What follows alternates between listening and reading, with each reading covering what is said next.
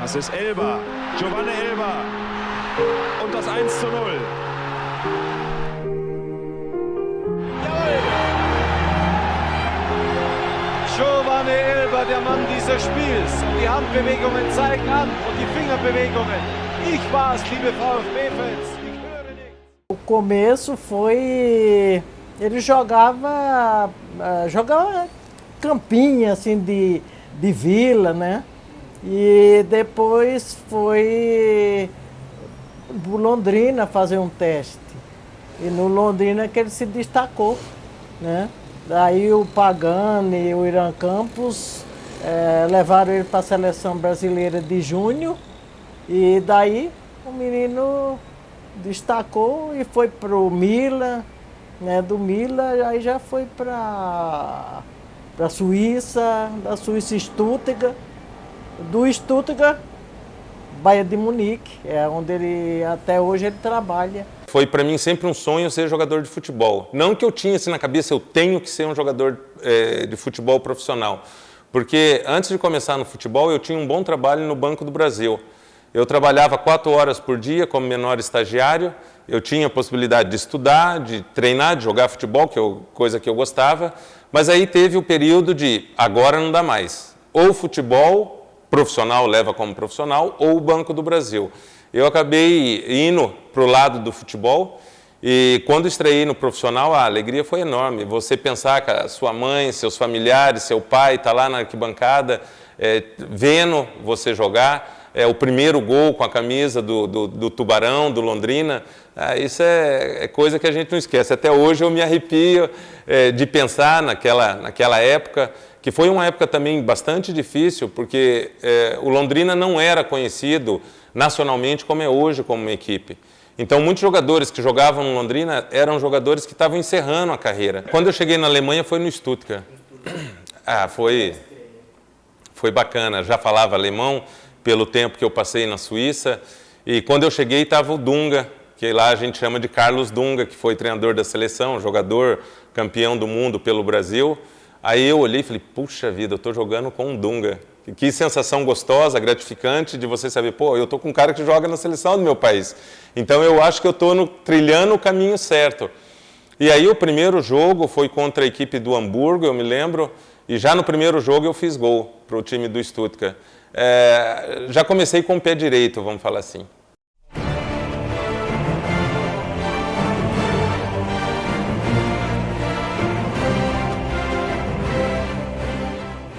Quando eu tava com ele, assim, principalmente quando eu era pequena, eu queria a atenção dele só pra mim.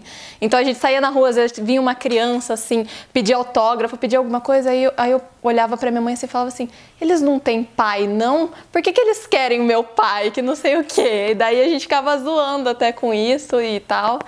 E, assim, eu não acho que tenha influenciado em nada, porque minha criação foi do meu pai e da minha mãe mesmo. Mas eu passava mais tempo com a minha mãe, né? Mas meu pai, assim, sempre foi meu ídolo, sempre vai ser. Nossa, eu tenho um orgulho, assim, imenso de quem ele é, de quem ele foi, de quem ele é e quem ele vai ser também. Então, sensacional. Pra mim era muito legal, porque, tipo, eu e meus colegas, a gente sempre quis ser jogador de futebol. E ainda quando eles souberam que meu pai era jogador de futebol, aí que foi mais legal ainda, porque todo mundo queria conversar com ele, saber como era, todo mundo queria ser igual a ele, assim. Eu assistindo o jogo, e daí meu pai tava jogando lá, daí deu um intervalo do jogo. E eu e meu amigo, a gente queria muito jogar futebol.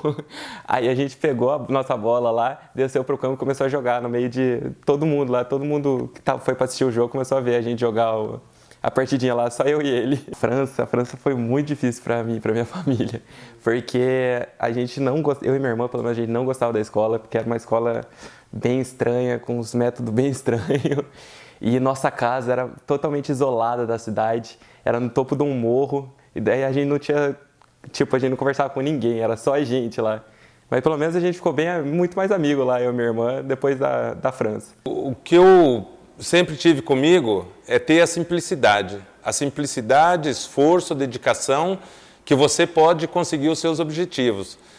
Tanto quando eu cheguei, não era a mais e nem menos do que ninguém que estava no clube, a única coisa que eu tinha que aprender era a forma de treinamento, uma alimentação diferente para os padrões brasileiros, os padrões que tinha na minha casa, e o idioma. isso foi as primeiras coisas que eu coloquei na cabeça. Eu tenho que aprender, eu aprendendo vai facilitar demais a minha vida dentro do campo de futebol. Porque tinha jogos lá no início que terminava o jogo e eu pensava, puxa vida, esse não é o Elber que jogou bola no Brasil, esse não é o Elber que o Milan comprou. Parecia que eu não sabia jogar futebol.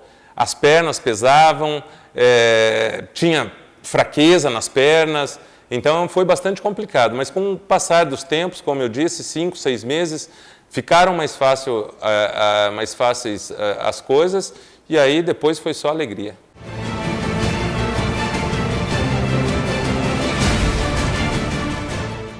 Bom, a minha participação na carreira do Elber, em primeiro lugar, foi nunca ter levado problema para ele.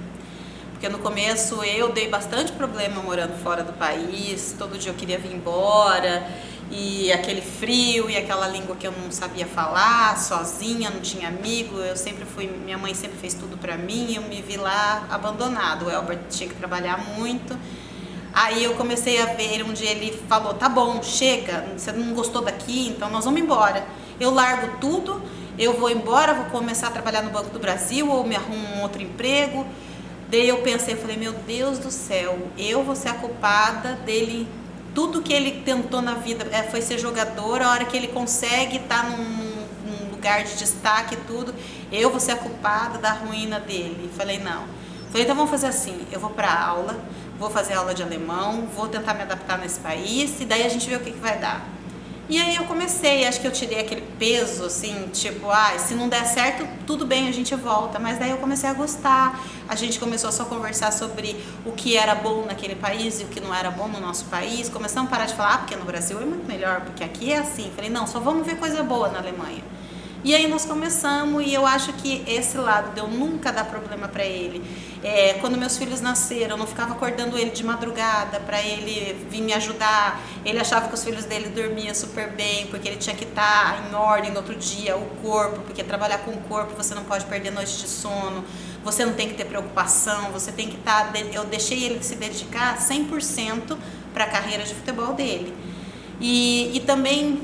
tá junto com ele, sabe? Tudo que ele decidia, ele vinha, perguntava pra mim, a gente decidia junto. Quando foi para sair do Stuttgart para ir para Munique, que era um passo muito grande, ele chegou para mim, porque a gente estava muito bem em Stuttgart, a gente tinha formado amigos, o clube era como uma família. Daí eu ainda falei para ele, eu falei assim, Elber, se a gente não tentar, você nunca vai saber se você vai ser um jogador para um Bayern de Munique. Porque na época, o único clube na Alemanha que eu conhecia era o Bayern de Munique.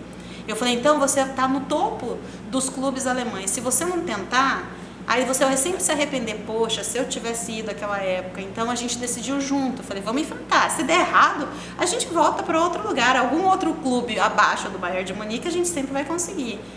E aí foi, deu tudo certo, e eu sempre me virei sozinha, nunca fiquei precisando dele, ficar chamando, você tem que fazer isso pra mim, você tem que fazer aquilo. Não, mesmo que o meu alemão era péssimo, né, eu tinha que sobreviver, eu não podia ficar dando problema pra ele, porque principalmente em Munique, ele tinha mais tempo em hotel do que em casa, ele ficava assim, 3 dias em casa e 3 dias fora, então eu tinha que me virar, eu pegava o meu carro, ia, me perdia, na época não tinha esses negócios de sistema de navegação, eu fazia tudo sozinha, ia nos médicos, falava com os médicos sobre meus filhos que às vezes estavam doentes, com febre. Então eu acho que a minha participação foi essa, não dar problema e estar do lado dele e ajudando ele, discutindo com ele todas as mudanças que tinham. Até quando dava errado eu tinha que falar, não, a gente fez junto, então a culpa não é só sua, é dos dois. Tem o gol importante, tem o gol mais bonito, tem o gol como esse que eu falei, que ajuda muito para a cabeça, para o psicológico de uma pessoa, de um jogador. Você entrar para a sua equipe, no primeiro jogo você já fazer um gol, que a minha função era fazer gol, não defender. Então isso ajuda muito. Então tem vários tipos de gol. Você perguntando, o gol melhor, para mim foi o melhor, o mais bonito, e o que ajudou a minha equipe a chegar na final da Copa dos Campeões foi contra o Real Madrid. Aí eu já estava atuando pelo Bayern de Munique, foi em 2001. E para mim foi emocionante porque 10 dias antes dessa partida eu tinha operado o joelho, o menisco. E eu trabalhei, lutei e falei, treinador, e pro doutor, olha, eu quero jogar contra o Real Madrid. Eles falaram, puxa, a gente acha que ainda vai ser cedo esse jogo contra o Madrid para você. O jogo de volta, que seria em Munique, uma semana depois, esse sim. Eu falei, não, eu quero jogar em Madrid, quero jogar em Munique. E aí eu faço o gol e a gente ganha em Madrid de 1-0, com um gol meu feito com a perna esquerda que eu tinha operado. Então, foi um gol importante, bonito, de sorte e de muito trabalho.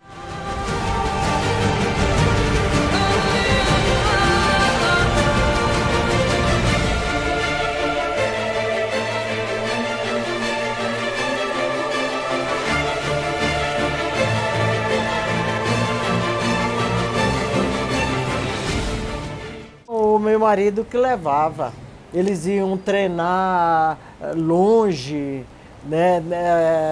Passava ali por a Santa Terezinha, descalço, nem sapato tinha, nem tênis, nem coisa, né? Iam treinar longe, nos campos, né? Nos campinhos.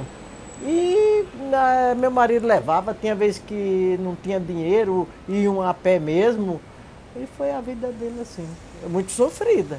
Então a gente tinha mais confiança, né? Até, é engraçada essa história. Eu estava ouvindo rádio de esporte, né? Que eu gostava de ver o Fiore Luiz do esporte. Aí eu estava assistindo, aí um vizinho meu ligou para a rádio falando assim, ó, aqui tem um homem que veio comprar o Elber. Aí o Fiore Luiz da rádio ligou em casa e o homem estava lá na sala, e o rádio ligado na cozinha. Aí o Fiore Luiz falou assim, ô dona Laudiceia, tem um homem aí que veio comprar o Elber? Eu digo, não, eu menti pro homem. Eu menti. Eu falei, não, o homem é patrão do meu filho. Aí o Fiore Luiz falou, dona Laudiceia, o cara, eu estou sabendo como foi buscar o Elber aí. Eu digo, não, uma mentira, né? Mas o homem estava lá mesmo para querer levar o Elber, né? E esse vizinho, não sei como foi que ele viu, né? E falou na rádio. Isso é ao vivo, menino, né? E o homem escutando na sala. Aí o Elber ficou embalançado, eu queria ir, né, com o cara. Eu digo, não, ainda o cara inventou. O cara falou assim, eu digo, ele não pode viajar porque ele é de menor. Outra que ele já joga no Londrina. Não, mas a senhora fala que ele está doente. Mas como eu ia mentir que ele estava doente? Se tem médico no clube, né? Não podia mentir, né? Eu digo, não vai dar certo. É melhor ele ficar. E aí ficou. Graças a Deus foi melhor do que se tivesse sido com o outro, né? Eu acho que isso tem a ver pela forma que eu sempre fui dentro de campo e fora de campo. O alemão, ele dá valor no profissional. A pessoa que é profissional, que chega no país deles, que tenta interagir com a cultura, aprender o idioma, aí eles abrem a porta da casa deles, vamos falar assim. E eu recebia muito carinho dos torcedores, e recebo até hoje, pela forma que eu sempre agi dentro de campo. Eu sempre falei para eles, olha, futebol para mim não é uma profissão, isso aqui é um hobby, é um lazer. E eu estou fazendo de um lazer que eu tenho, eu estou ainda ganhando dinheiro. Então não tem coisa melhor no mundo você ter o seu lazer e ainda poder ser remunerado por aquilo que você gosta de fazer. E eles aceitaram bem isso, eles viam e falavam sempre para mim, Giovanni, é impressionante, dá para ver no seu rosto quando você não está bem, quando tem alguma coisa que você ali está pensando demais. E dá para ver quando você está muito feliz, que está tudo muito bem com você. Então, eu falo, a minha vida sempre foi um livro aberto.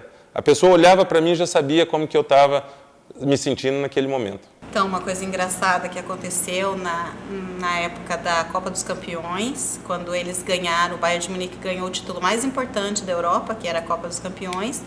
Aí na festa, todo mundo feliz, mais do que feliz de ter ganhado um título desse. Todo mundo bebeu, eles foram saindo. Quando no final chegou a taça, para falar assim, cuida dela aí, cuida da menina aí. Falei, nós vamos cuidar. E todo mundo foi embora, de repente a gente se viu sozinho na festa.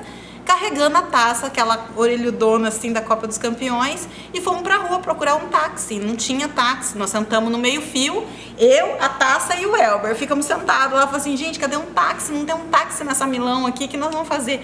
De repente vem um carro, em cima da gente, sim, era um amigo dele, italiano, que fazia o seguro pra ele, falou assim, Giovanni, o que você tá fazendo sentado na rua uma hora dessa em Milão? Ué, eu tô esperando um táxi pra ir pro hotel levar a taça. Eu não acredito, não tem táxi uma hora dessa em Milão. Eu falei, nossa, que sorte encontrar o cara. Ele falou assim, a gente entrou dentro do carro dele, ele ficava olhando pra trás e falou assim, não, eu não acredito. Eu tô com o Giovanni Elber, a esposa dele, e a taça da Copa dos Campeões no meu carro. Eu encontrei o Giovanni Elber perdido no meio da rua de Milão com a taça da Copa dos Campeões. Eu falei, você vê a loucura que fica o povo, né? E largou aquela taça lá com a gente. Foi triste, porque menino pobre, né, não tinha estudo para ir para um país desconhecido, né, foi muito triste, mas eu e o pai dele demos a maior força, né? Aí ele, com 18 anos, ele fez 18 anos quando estava vindo da Itália, né? Que o pagano levou ele para vender, né, e tudo. Aí eu falei, Elbe do céu, e agora, né, para você ir sem conhecer nada, né? Daí nós tiramos esse irmão dele que está aí, para ir com ele lá para a Suíça, né? Mas ele não queria ir, porque, mãe, a gente não sabe falar nada. Eu digo, vai, porque é uma chance que você está tendo, né? Mas deu certo, graças a Deus, deu certo, mas teve época que ele estava lá na Suíça e queria ir embora, não queria ficar lá não. Mãe, eu vou embora porque eu vou embora. Não, você fica aí, agora você foi, você vai ficar, e vai ter que ser um jogador bom, não pode ser perna de pau. E graças a Deus, até hoje, né, ele continua trabalhando lá para o Bayern de Munique, né, e a gente dá maior força, né, toda a vida, eu, o pai dele, os irmãos, todos nós demos força, os amigos, que tinha vez que ele não queria voltar, aí os amigos, não, você vai, e aí ele ia, ele inventava que estava chovendo aqui para não pegar o voo, não ter avião. Eu falei, não, você está mentindo, você vai. Aí ele ia. Mas a vida dele foi assim, foi gostoso, né? Sofrido e gostoso, né? Porque você vai para um país que não sabe nada, ele não sabia pedir comida. Comia só macarrão e só massa, porque não sabia pedir, né? Aí depois que ele foi para uma casa, aí ele ligava, mãe, como é que faz feijão? Eu falo, olha, você põe na panela de pressão tantos minutos, né? Aí, ô mãe, como é que faz macarrão? Ensinar a fazer. Tudo ele ligava aqui sabendo, agora não. Agora tem internet, né? Você aprende fácil, né? Mas antes não tinha. Nossa senhora, ele ligava, eu mandava por escrito, aí ele fazia, né? Não passaram mais fome, né? Porque já sabia fazer a comida, né? Mas é assim a vida dele, né? Aí casou com 21 anos, acho que foi que ele casou. Graças a Deus se deu bem, a mulher é muito boa, né? Amiga, companheira. E graças a Deus tem um filho maravilhoso, né? Sem trabalho. Então, para mim é felicidade, né? Agora tudo é felicidade. O importante é o jogador, quando chega à fase final da carreira, ele tem em mente que a carreira do jogador de futebol vai acabar. Isso me falou Silvio Berlusconi, antigo presidente do Milan, presidente da Itália. Quando eu cheguei no Milan, a primeira coisa que ele falou para mim, ele falou, nunca deixe o jogador estar na frente da pessoa, porque o jogador uma hora vai morrer, vai acabar, e a pessoa vive. Então, quer dizer, você não adianta andar de nariz em pé. Uma hora vai acabar tudo isso. Isso aqui é como a gente está dentro da Disneylândia, vamos falar assim, é tudo alegria, tudo bonito. Mas uma hora acaba essa vida de jogador. E aí vem a vida normal. a vida de uma pessoa normal. Eu vejo por mim, pessoas saindo de uma faculdade com 32, 33, 34 anos. É a idade que o jogador profissional já está decaindo ali para parar de jogar, terminando a sua carreira como profissional. Então é importante você pensar no pós-futebol. Mas isso você não deve pensar quando parei de jogar hoje, agora tenho que começar a pensar o que eu vou fazer da minha vida. Não, você já tem que vir pensando antes. E eu sempre pensei com apoio da minha família, da minha esposa, da minha mãe, do meu pai, sempre o que eu vou fazer depois. Comecei a investir em fazenda, empresa de nutrição animal, já comecei a ter um outro foco para mim, tirando aquele foco do futebol e colocando em um outro lado, para quando acabar a carreira de jogador, eu não acordar no outro dia e falar assim, puxa, o que eu vou fazer hoje da vida? O importante é você ter o que fazer depois. O que eu recebo dos torcedores é muito mais do que eles receberam de mim quando eu joguei pelo clube, ou o tempo que eu joguei de futebol.